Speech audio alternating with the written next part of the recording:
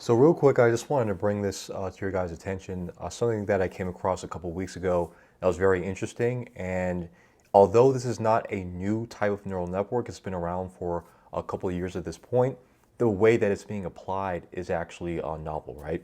So when it comes to the AI landscape as a whole, right now, obviously the hot thing are LLMs, right? So they've been in vogue since 2017, and there's been a ton of development around them.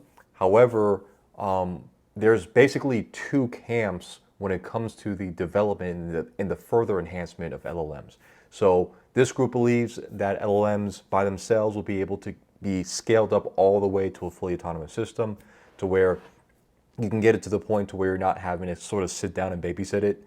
On the other side, you have people like Yann LeCun, Gary Marcus, other people who believe that LLMs by themselves will not be able to get that sort of fully autonomous goal. So for example, Yann LeCun, he has his framework called JEPA, so Joint Embedding Predictive Architecture. We're going to go into that on a separate video, but it just goes to show that even though a lot of labs have sort of gone all in on LLMs and RL fine-tuning, reinforcement learning, is that, for the past, I would say 2.5, 3 years, we have been seeing a slowdown in progress in terms of the capabilities of the models, right? They're still getting better, they're still getting more accurate, but it's just more of the same or just an improvement on the existing platform, as opposed to like getting these massive leaps in overall capability, right? But this neural network right here, this is very interesting, specifically because of the task that it was completing. So it completed a Sudoku-extreme and Maze-hard. So we're going to go into that over the next couple minutes.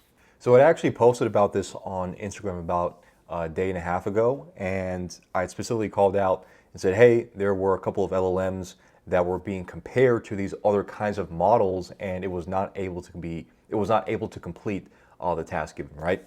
And a couple guys didn't believe me. They said, oh, I guess they're all in on the LLM side of things. So when they hear that LLM is not able to complete a task, it's kind of hard for them to sort of come to grips with that, right? But as you can see, you have DeepSeek R1, absolutely massive model, almost 1 trillion parameters, and you have Claude 3.7, and then you have O3 Mini Hive, which I believe came out, was it 2024?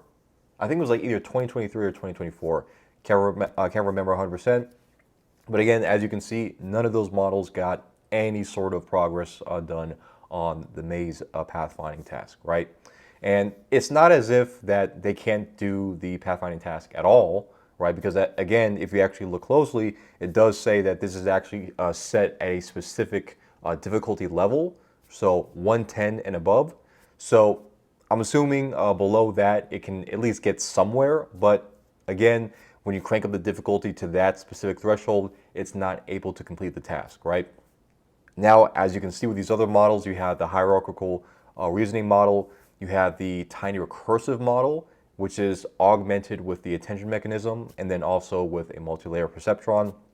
Then you have Acorn, which is another oscillatory model. I don't believe that the same people who were developing the Winfree oscillatory model were the same people on Acorn, but they do compare those different kinds of models, right?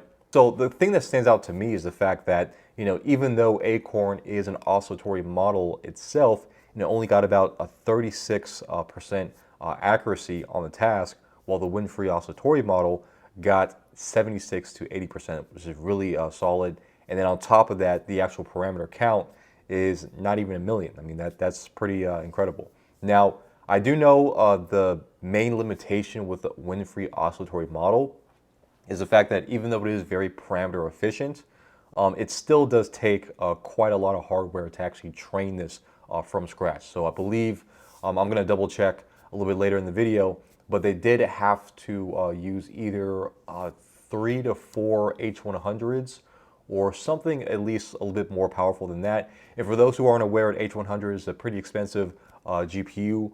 I believe it goes anywhere from $40,000 to $60,000 just for one unit. Now, in addition to the Winfree oscillatory model, I do also want to call out the tiny recursive model as well. I am interested in sort of experimenting with that and seeing how much progress I can make with that. especially the TRM with the attention mechanism that's been sort of bolted onto it, right? So something I wanted to hone in on real quick is this right here, the synchronous pathfinding on Maze-hard. So to better understand the role of oscillatory dynamics, we visualize the intermediate states of the Winfree Oscillatory Neural Network on Maze-hard with figure 5. Plot the heat map of the predicted per cell path probability, revealing how solutions emerge over time. Unlike conventional methods that construct paths incrementally or greedily, the Winfree Oscillatory Neural Network exhibits a distinct synchronization-driven process. In the early stage, the model generates multiple diffuse path fragments across the maze that correspond to candidate solution trajectories. These fragments are not locally consistent and may include invalid transitions. As the dynamics evolve, these candidate fragments begin to interact and synchronize. Inconsistent paths are suppressed, while compatible segments reinforce each other and progressively merge. This collective refinement process leads to the emergence of a single, coherent path connecting the start and goal. In later stages, the model further refines the solution by removing redundant segments and improving path optimality.